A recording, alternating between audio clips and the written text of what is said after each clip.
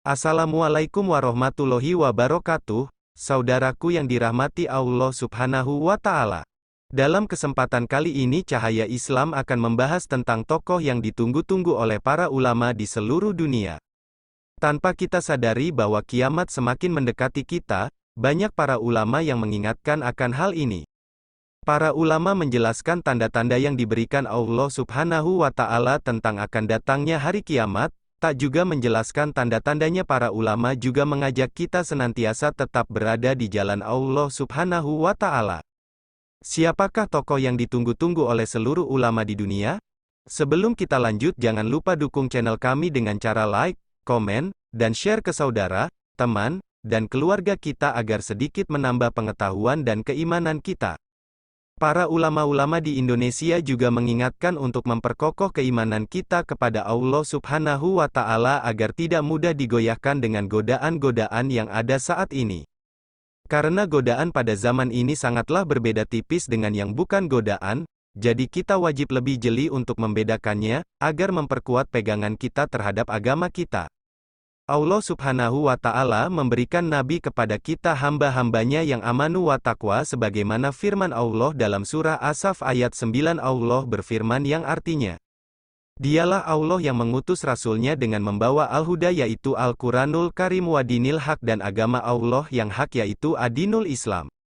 Agar Allah menangkan di atas semua agama-agama ini walaupun orang musyrik benci. Walaupun orang kafir benci tetap Islam akan dimenangkan oleh Allah Subhanahu wa Ta'ala.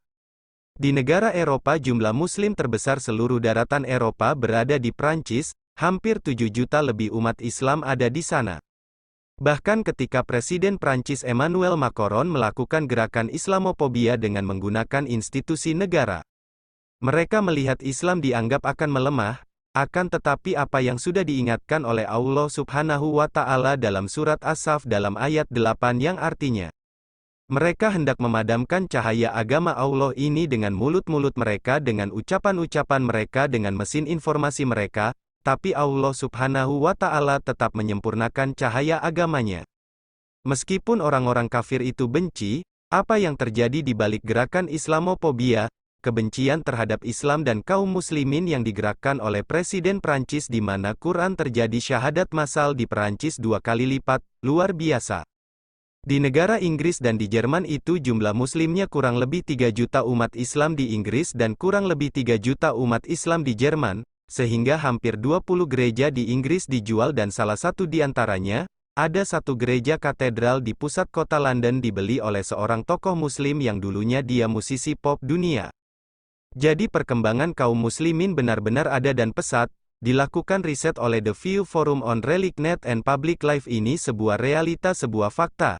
Jadi dari tahun-tahun 2010 sampai tahun 2050 peningkatan jumlah kaum muslimin diprediksi 73%.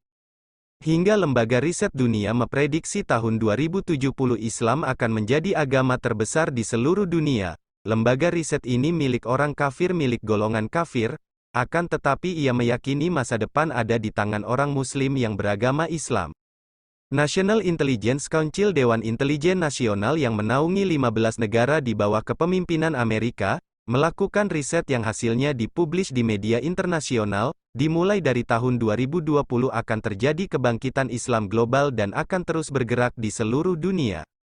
Hingga Dinas Intelijen Rusia memprediksi akan terjadi kebangkitan Islam yaitu diprediksi di tahun 2025, Rasulullah Shallallahu Alaihi Wasallam memberi kabar kepada umatnya pada saat Rasulullah Shallallahu Alaihi Wasallam mengatakan, sesungguhnya Allah akan memunculkan dan juga akan membangkitkan di tengah-tengah umat ini dalam setiap penghujung 100 tahun yaitu seorang al-mujahid di dalam agama Islam.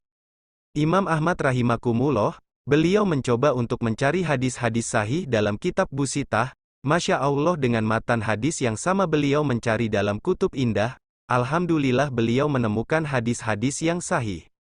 Beliau pelajari, beliau teliti, beliau kaji secara dalam akhirnya beliau mengambil satu khalifah satu kesimpulan mujahid yang pertama yaitu Khalifah Umar bin Abdul Aziz yaitu cucunya Khalifah Umar bin Khattab jika 100 tahun lagi mujahid. Yang kedua gurunya Imam Ahmad yaitu Imam Syafi'i kemudian 100 tahun lagi jawabannya.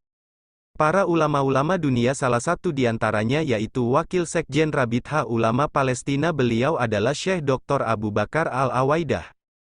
Selama di penjara di Israel, beliau mencoba melakukan riset dengan pijakan Al-Quran dan As-Sunnah dan kitab-kitab yang ditulis oleh ulama ahli sunnah, akhirnya mengambil satu kesimpulan yang insya Allah akan terjadi Syafiatul Islamiyah itu pada tahun 2024, jadi kurang 1 tahun lagi, tapi semuanya hanya Allah yang tahu. Dari hasil kajian ini Allah Subhanahu wa Ta'ala akan memunculkan pemantik awal kebangkitan Islam global dari arah timur, kata beliau, insya Allah dari Indonesia, hingga beliau meneteskan air matanya. Pusat kemenangan Islam di akhir zaman Allah takdirkan di Baitul Maqdis dan di sekitar Baitul Maqdis Palestina, bukan di Mekah, bukan juga di Madinah. Inilah yang dikabarkan oleh Rasulullah Shallallahu Alaihi Wasallam. Akan tetapi pemantik awal ini diharapkan akan muncul dari arah timur, yaitu dari negara Indonesia. Sehingga para ulama menunggu momen yang istimewa di seluruh dunia. Semua berdoa mudah-mudahan Allah jadikan negara Indonesia menjadi pemantik awal kebangkitan Islam global, dan ini diprediksi di tahun 2024. Wallahualam bisawab. Terima kasih telah menonton, semoga videonya bermanfaat dan menambah keimanan kita.